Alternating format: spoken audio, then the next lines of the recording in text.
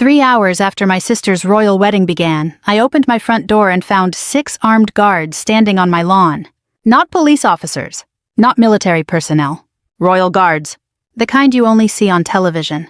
Their dark vehicles stretched down the quiet street in Norfolk, Virginia, flashing discreet lights while my neighbors peeked through curtains. The tallest guard stepped forward. "Commander Emily Carter." "Yes." He straightened. "His Majesty requests your presence immediately." For a moment, I honestly thought it was some kind of mistake. Because while my sister was marrying a prince that afternoon, I wasn't even invited to the wedding. And according to her, I was an embarrassment. Looking back now, I realize that was the moment everything changed.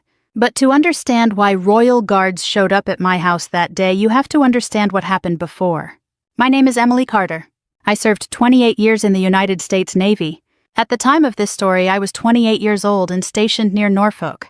Most people who met me described me as steady, dependable, the kind of person who showed up when things got hard. I wasn't glamorous. I wasn't famous. And unlike my older sister Rachel, I never wanted attention. Rachel and I grew up in a small town outside Columbus, Ohio. Our father worked maintenance for the county school district. Our mother spent years as a nurse. We weren't poor, but there wasn't much extra money. Growing up, Rachel always dreamed of a bigger life. She clipped pictures from magazines and taped them to her bedroom walls. Mansions, designer dresses, luxury vacations, movie stars, royal families. Anything that looked glamorous? I was different. I liked structure, responsibility, purpose. While Rachel dreamed about being admired, I dreamed about serving something larger than myself. Neither dream was wrong. They were simply different. As children, we were actually close. Very close. Rachel was 3 years older. When neighborhood boys teased her, I defended her. When she struggled in school, I helped with homework. After high school, Rachel moved to New York. She worked various jobs: public relations, marketing, event planning. She was smart, ambitious, and determined. Eventually, she found success organizing charity galas and social events for wealthy clients. Meanwhile, I joined the Navy. The military became my second family. The years passed quickly. Deployments, training, assignments, long periods away from home. Rachel and I still spoke, but not as often. Each year our lives seemed to move farther apart. Then, 2 years before the wedding, Rachel called with shocking news.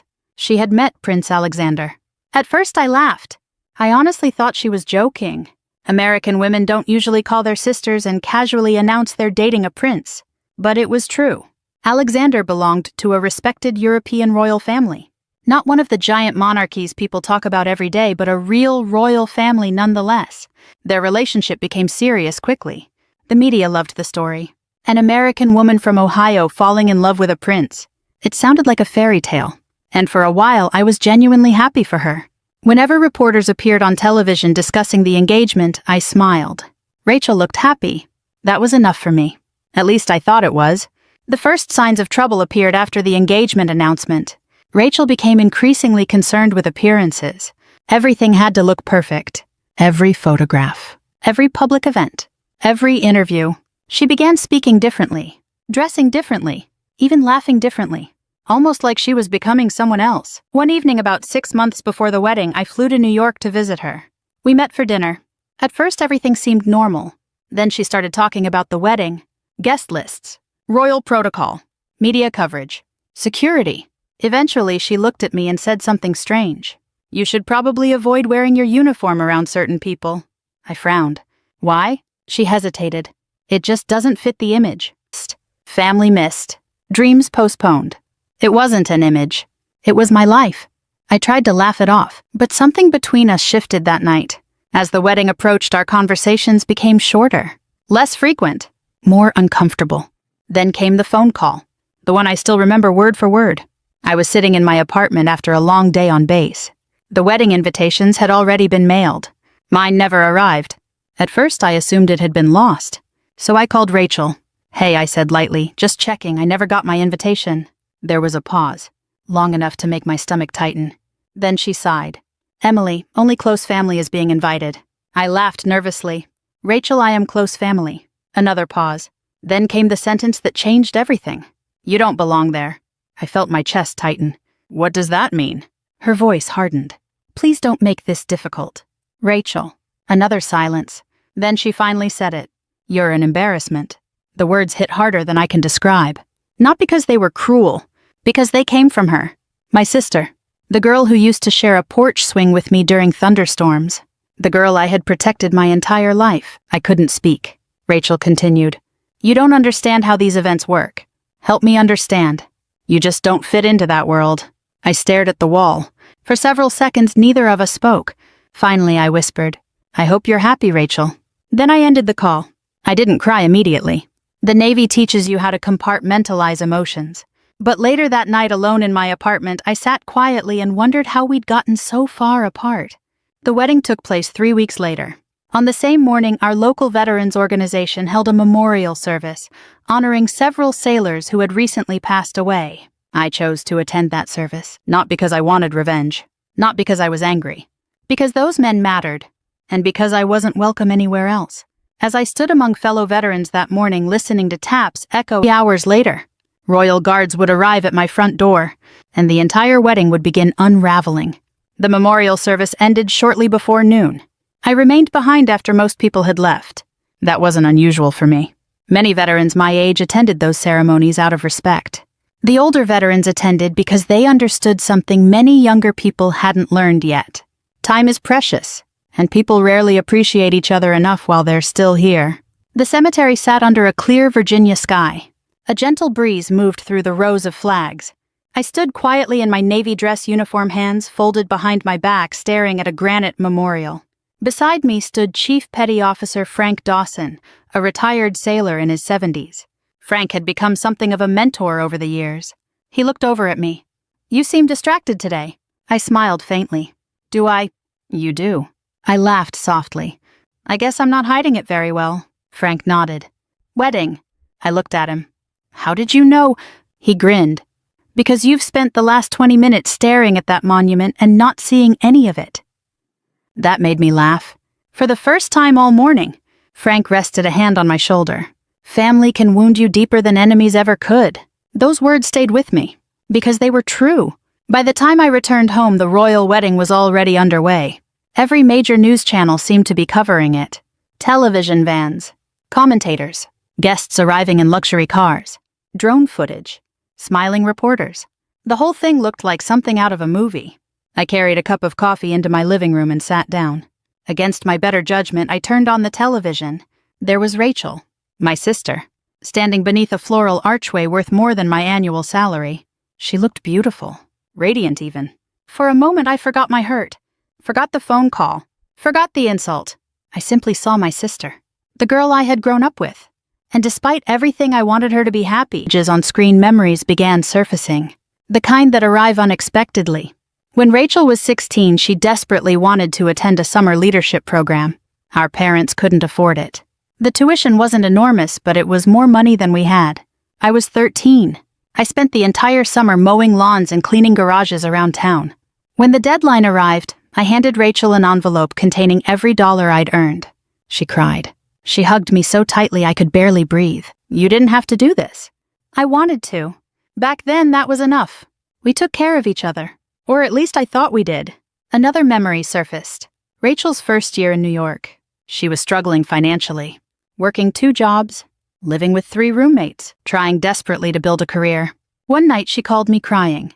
She was 3 months behind on rent. I had just received a re-enlistment bonus from the Navy.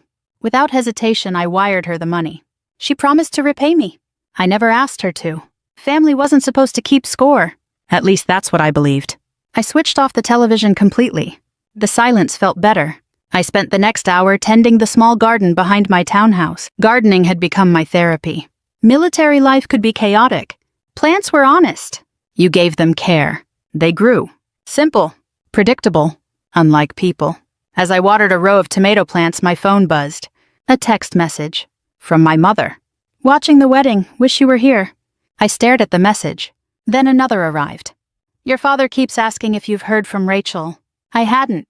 Not since the phone call. I typed a response. No, but I'm okay. A few seconds later, my mother replied, I love you. Those 3 words nearly broke me, because they reminded me that not everyone measured worth by status. Some people still valued character. Around 2 o'clock, curiosity got the better of me. I turned the television back on. The ceremony was in full swing. Prince Alexander stood beside me, caught my attention. Alexander seemed distracted, not nervous, concerned. Several times he glanced toward the guest seating area, then toward members of Rachel's family, then back again. I couldn't hear the conversations, but his expression looked increasingly troubled. I figured I was imagining things. Then a reporter mentioned something interesting. The prince appears to be speaking with relatives between portions of the ceremony. That struck me as odd. Most grooms were too busy getting married to conduct family interviews. Later, during a reception segment, the cameras briefly captured Alexander speaking with my parents. My father looked uncomfortable. My mother looked emotional. Alexander looked confused. A strange feeling settled in my stomach. Something wasn't right. Hours later, I would learn what happened. But at the time, I knew nothing. What I didn't know was that Alexander had asked a simple question. "Where is Emily?" He had expected me to be there, not only present, seated with immediate family. When my parents explained that I hadn't been invited, Alexander reportedly thought there had been some misunderstanding. There wasn't. Rachel admitted everything. According to what I later learned, their conversation became tense very quickly. Emily couldn't come, Rachel initially claimed. Then my father corrected her. She wasn't invited. Alexander stared at her. What do you mean she wasn't invited? Rachel apparently tried to brush it aside. But the damage was done. Several members of the royal family overheard the exchange, including Alexander's father, the king. For nearly 2 years they had wanted to meet me, and now they were discovering I had been deliberately excluded. Meanwhile, completely unaware of the storm gathering around that wedding, I was sitting at home reading a novel. The irony still makes me smile. History was unfolding, and I was worrying about whether my tomato plants needed more water.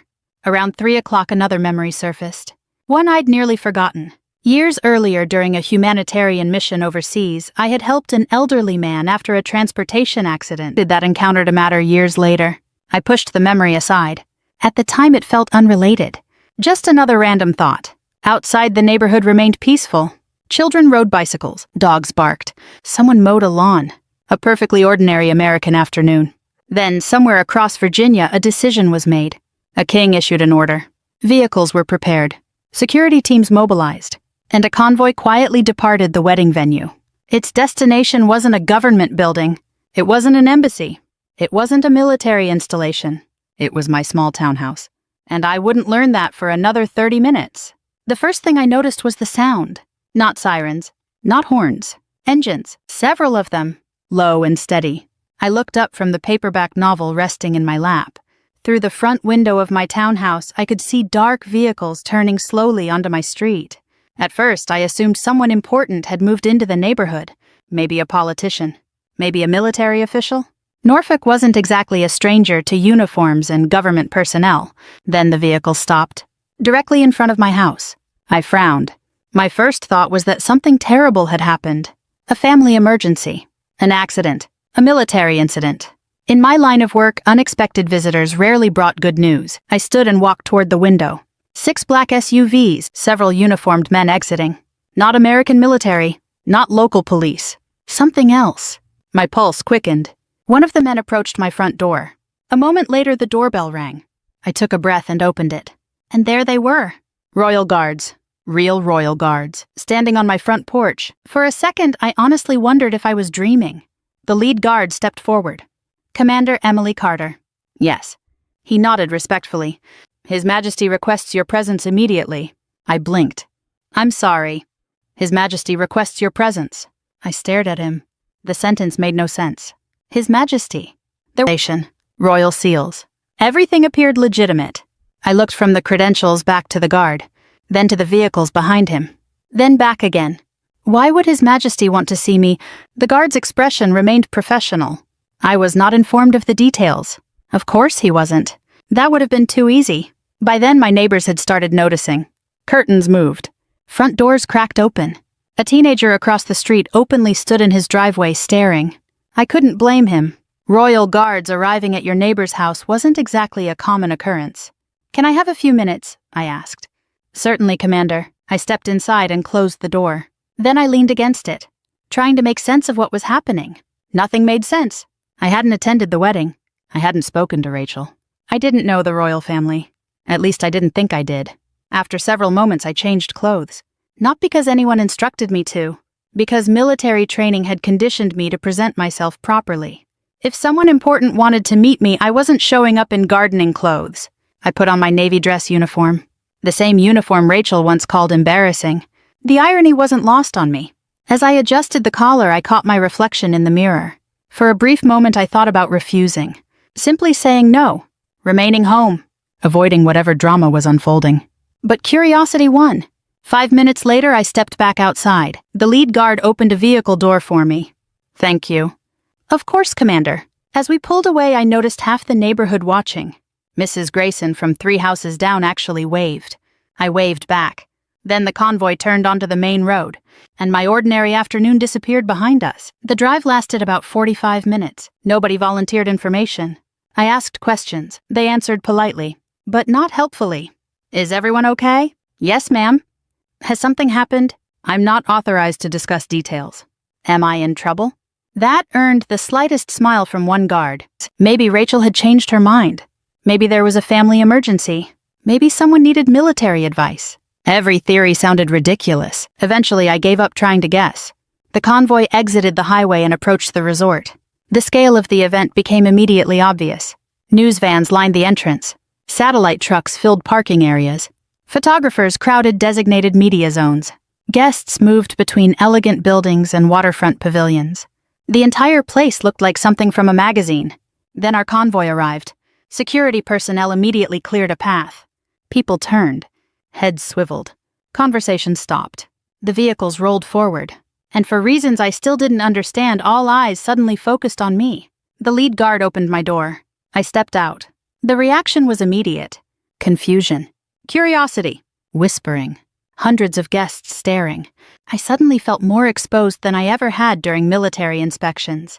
At least in the Navy, everyone knew why you were there. Here, nobody seemed to understand, including me.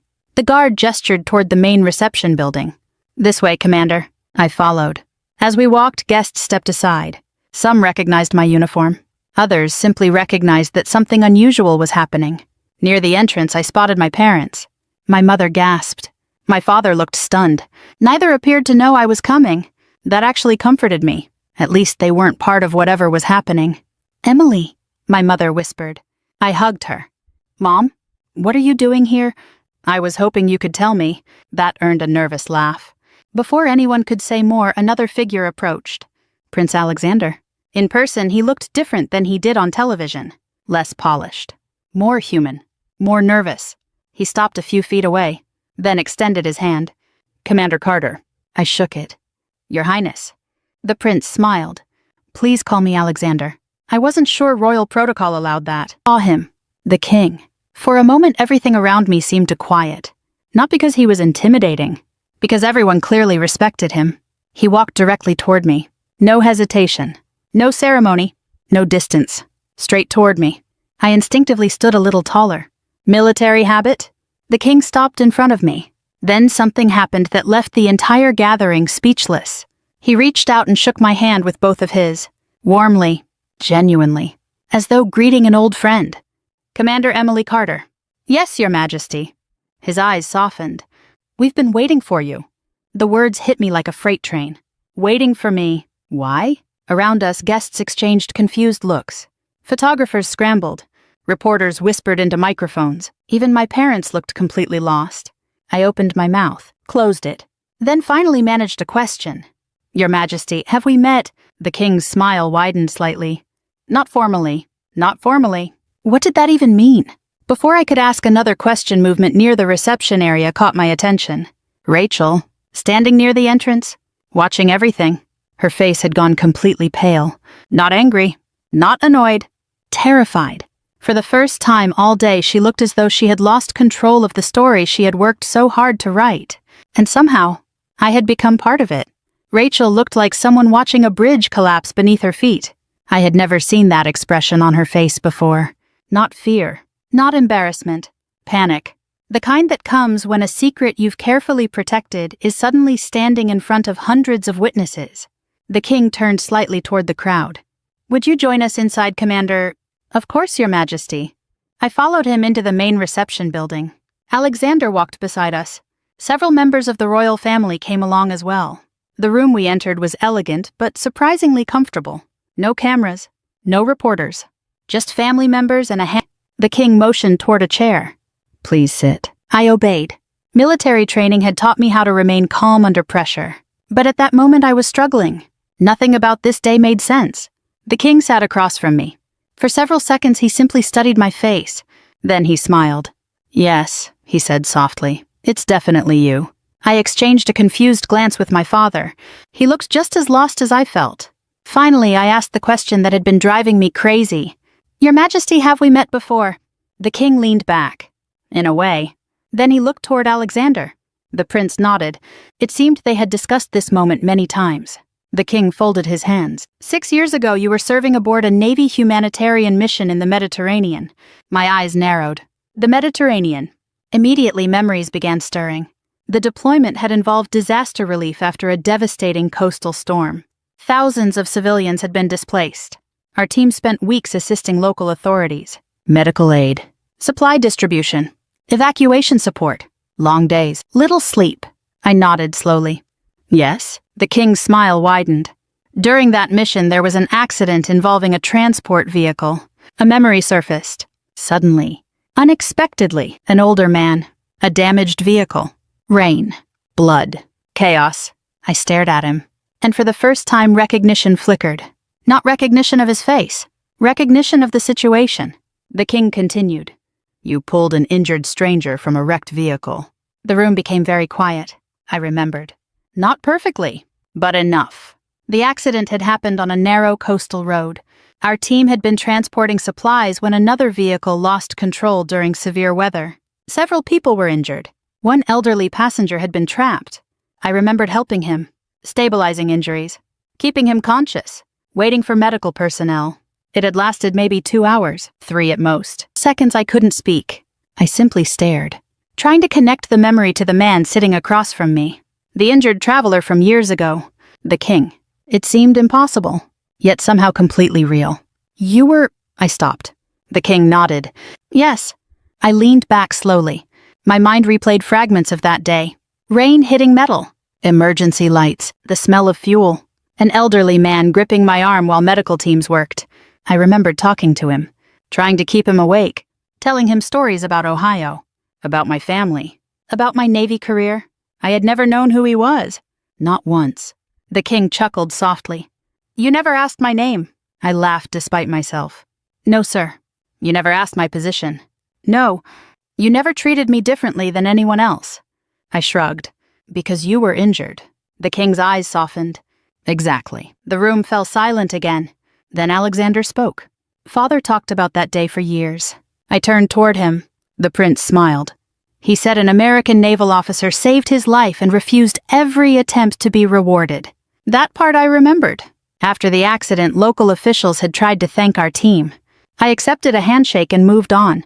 That was normal. Military personnel don't perform acts of service expecting recognition. At least most don't. The king nodded. "When I returned home, I asked my staff to identify you." I blinked. "You did?" "We eventually succeeded." That explained a great deal, and yet it explained almost nothing. "Then why didn't anyone contact me?" The king's smile widened. "Because you specifically requested that no special recognition be given." I groaned. That sounded exactly like something I would do. Several people laughed. Even my father. The king pointed toward me. "That was precisely why I admired you." His expression grew more serious. "Character reveals itself when nobody is watching." Those words settled heavily over the... "I learned your last name." His gaze shifted toward Rachel. "At first I thought it was coincidence. I already knew where this was going." Alexander sighed. "Then I discovered you were sisters." He looked back at me. I was thrilled. The sincerity in his voice surprised me. "I had wanted to meet you for years." The king nodded. As had I. I glanced toward Rachel. She refused to meet my eyes. The pieces were finally coming together. Slowly, painfully. The king continued. "When wedding planning began, we specifically requested that Commander Carter receive a formal invitation." The room became still. My mother closed her eyes. My father lowered his head. Everyone knew what came next. Everyone except me, although I was beginning to suspect. Alexander looked heartbroken. "I assumed you had accepted." Rachel shifted uncomfortably. The king turned toward her. Not angrily, but firmly. Rachel informed us that your military obligations prevented you from attending. I closed my eyes. There it was. The lie. The first lie, anyway. Alexander spoke quietly. For months we believed that. Then his voice hardened. Today I learned the truth. No one moved. No one spoke.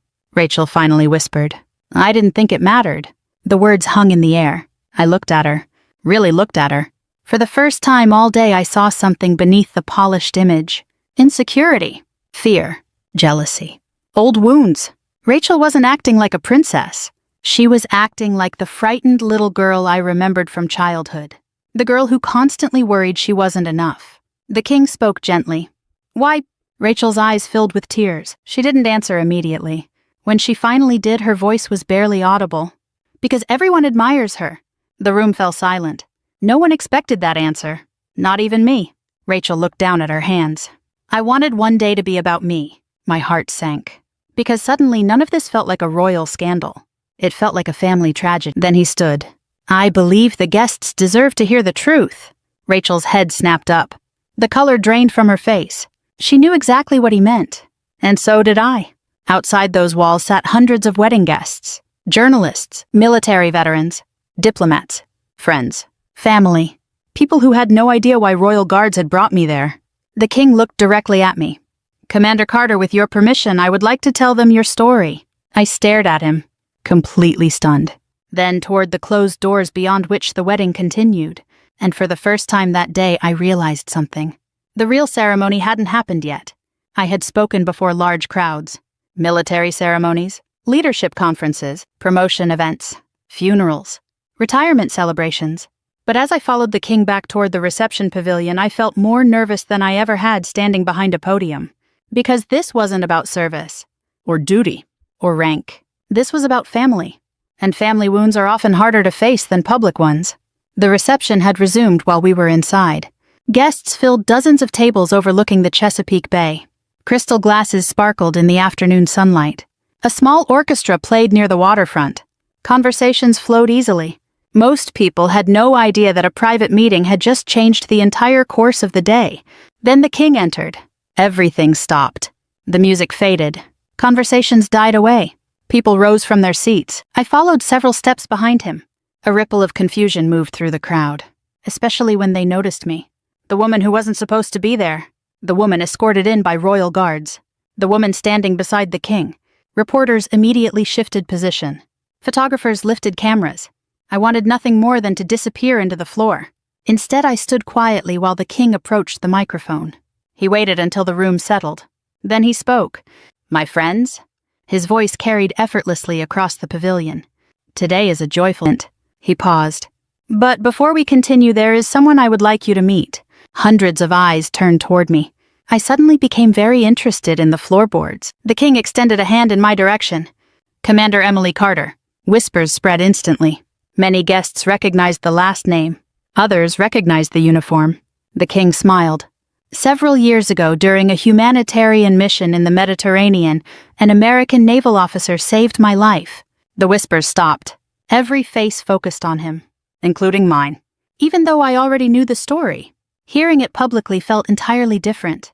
The king described the accident, the storm, the rescue, the long hours waiting for medical teams. He spoke not like a monarch recounting an official event, but like a grateful man remembering one of the worst days of his life. When he finished describing the rescue, he looked directly at me. Commander Carter never asked who I was. A few guests laughed softly. She never asked my title. More smiles. She never asked what reward might follow. Now the room was completely silent. The king placed one hand over his heart. She simply saw another human being who needed help. Something tightened in my chest. I wasn't accustomed to praise. Most military personnel aren't. We're trained to focus on the mission, not ourselves. The king continued. For years I wished to thank her properly. His gaze swept across the audience. And for years she made that impossible. Laughter rippled through the crowd. I couldn't help smiling. That sounded exactly like me. Then his expression grew serious. There is a lesson in her story. The pavilion became still. Titles matter less than character? His voice strengthened. Wealth matters less than integrity. A pause. Status matters less than service. I noticed several veterans seated near the front quietly nodding. They understood. The king pointed gently toward me. Greatness is not found in being admired. Another pause. It is found in and stood. Then another. Within moments, the entire pavilion rose to its feet. Hundreds of people. Applauding. Not politely. Not out of obligation. Genuinely. The sound washed over me. And I honestly didn't know what to do. Part of me wanted to hide. Part of me wanted to cry. Instead, I simply stood there, trying to absorb a moment I never expected. The standing ovation lasted nearly a full minute. When it finally ended, the king stepped aside. Alexander approached the microphone. His expression was emotional. More emotional than I had ever seen during interviews. "Commander Carter," he began. Then he stopped and smiled. "Emily." The crowd chuckled. Alexander shook his head. "My father has spoken about you for years." He glanced toward the king. "To be honest, I started wondering if you were real." Laughter filled the pavilion. Then his expression softened. "When I learned Rachel was your sister, I was excited." His gaze moved briefly toward his bride. "I wanted to thank you personally." He looked back at me. "For what you did." The sincerity in his voice touched me. Not because he was a prince. Because he sounded like a son. A son grateful that his father survived. That gratitude felt real. Human. Universal. Alexander raised a glass. "To Commander Emily Carter." The crowd raised their glasses. A second round of applause followed.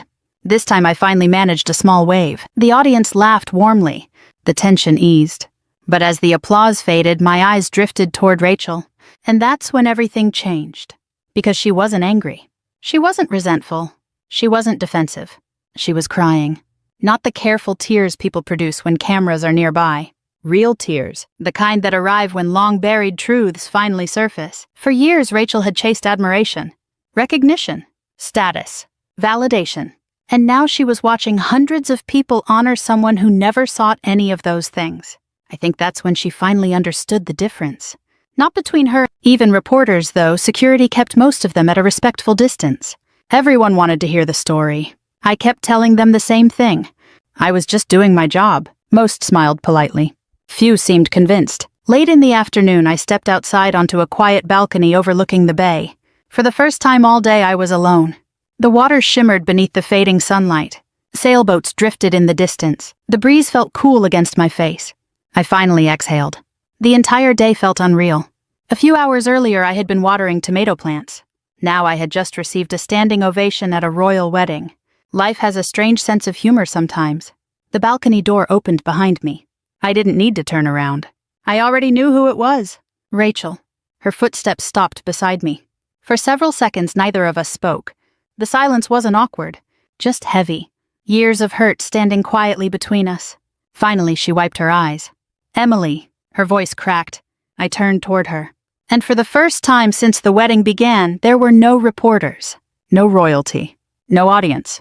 Just two sisters, standing alone by the water. And I could tell from her expression that the conversation we were about to have would matter far more than anything that had happened on stage. For a long moment, neither of us spoke. The sounds of the reception drifted faintly through the closed balcony doors behind us. Laughter, music, glasses clinking, life moving forward. Yet on that balcony, time felt strangely still. Rachel stood beside the railing, staring out across the water. Her makeup was no longer perfect. The carefully controlled expression she'd worn all day had disappeared. For the first time in years, she looked like my sister again. Not a socialite. Not a future princess. Just Rachel, the girl from Ohio. The girl who used to sit beside me on the back porch during summer thunderstorms. Finally, she spoke. "I don't know how to start." I gave a small shrug. "Try the truth." When we were kids, everyone loved you." I blinked. "That wasn't what I expected." She continued. "Mom and Dad were proud of both of us." I nodded. "They were." "But they admired you." Her voice trembled. "Even when you were little." I frowned. "Rachel, please let me finish." I nodded. She stared at the water. "You always did the right thing." Another pause. "You helped people. You worked hard. You never complained." Her eyes filled again. "And every time someone talked about you, I felt smaller." I said nothing. Because for the first time, I wasn't hearing an accusation. I was hearing pain. The kind that quietly grows for years when nobody realizes it's there. Rachel laughed bitterly. "Do you know how ridiculous that sounds?" "No. It sounds ridiculous to me." She wiped her eyes. "You gave me money when I couldn't pay rent. I remembered.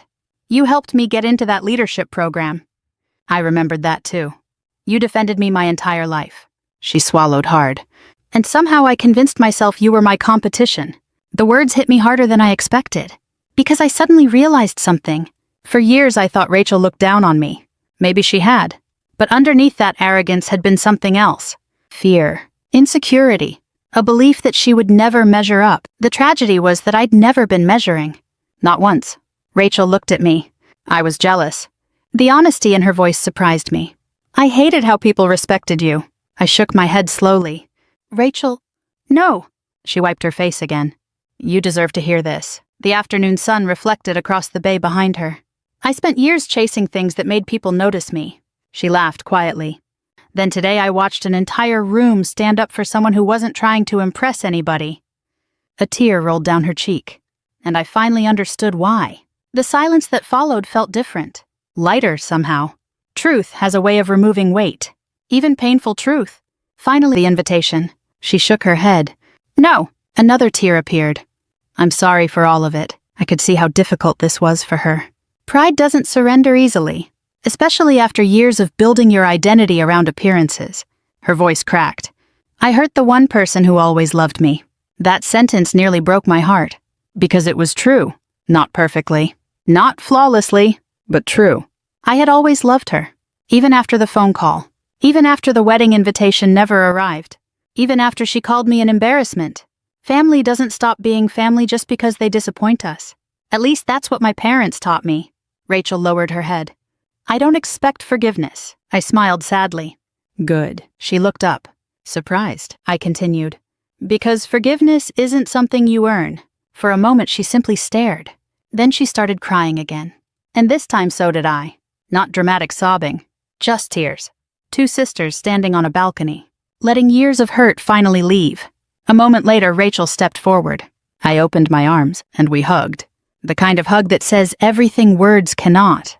The kind of hug that reminds you some relationships are worth fighting for, even after they're broken. Especially after they're broken.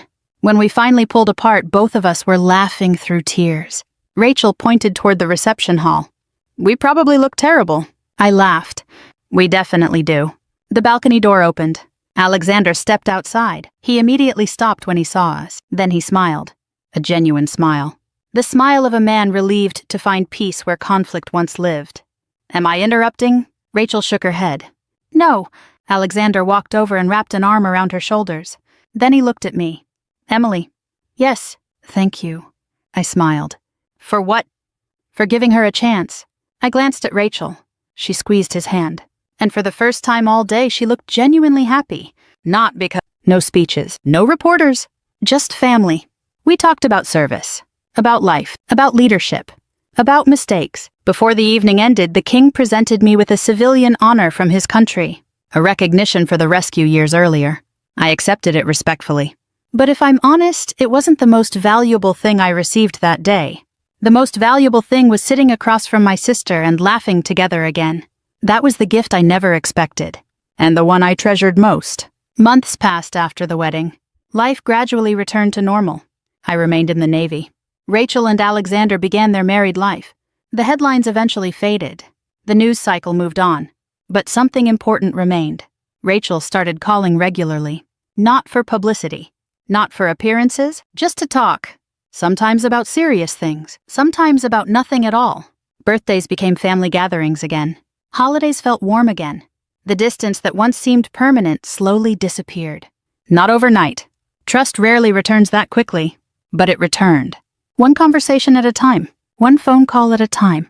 One act of grace at a time. Looking back now, people often ask whether I felt revenge that day. Whether it felt satisfying to watch Rachel's secret exposed before hundreds of guests.